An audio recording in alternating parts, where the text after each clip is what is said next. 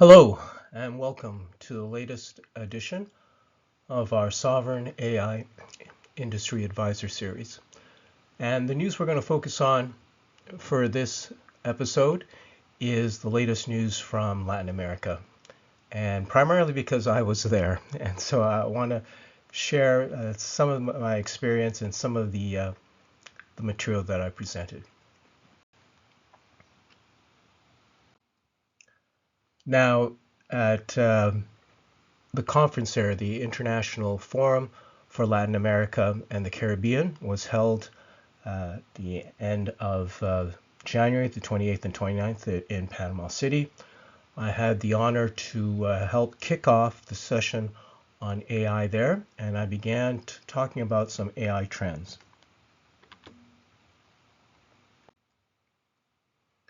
The first thing I did was ask the audience who here heard the Davos speech by Mark Carney, the Prime Minister of Canada, and everybody raised their hands up. So that was very reassuring that the words really resonated there.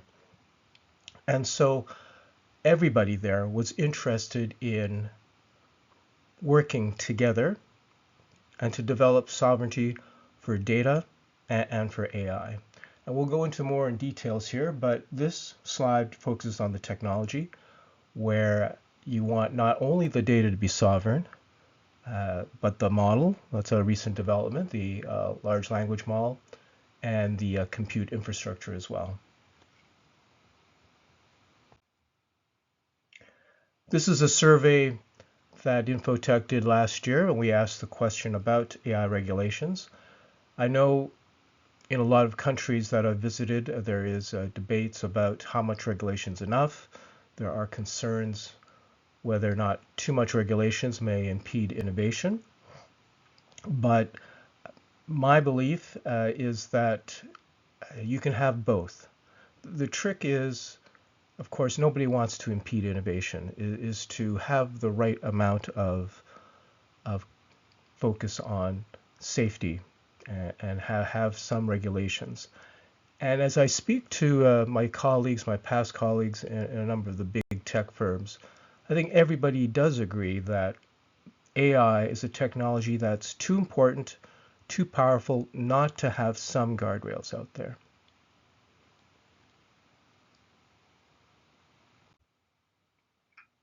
Now, while I was there during the session, had the opportunity to have some representatives from CENIA, and this is the AI organization based in Chile, and it was great to have them there. And they presented this slide and talked about their work on developing a sovereign large language model for Latin America.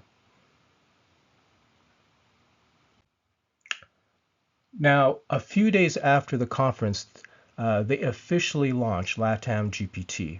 They spoke to it, they shared the information with us at the conference, but it became official on February 10th. And so there was a big event there, and it was kicked off by the president, and he had some very strong words about how strong he felt that Latin America should have their own foundation model to reflect the language, the nuance, and he was very concerned, as were other leaders there, on the lack of nuance with the traditional large language models.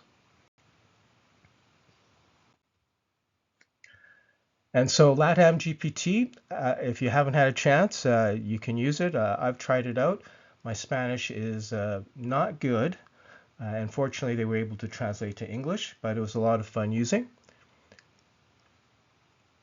And what else can I tell you about it? 18 terabytes on the training data, about 300 billion tokens, hosted on Hugging Face. And again, the purpose of this is to preserve language, culture, and capture nuance. And many of the tests that they ran showed that it performed better than the traditional models. Here's some more details.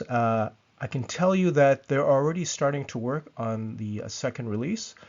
Now, this isn't going to replace ChatGPT because ChatGPT and the other majors have got much more resources here, but they are looking for areas in government, in the industry, where they believe that there's a solution or a need for this tailored model. So we're looking forward to its next model as well.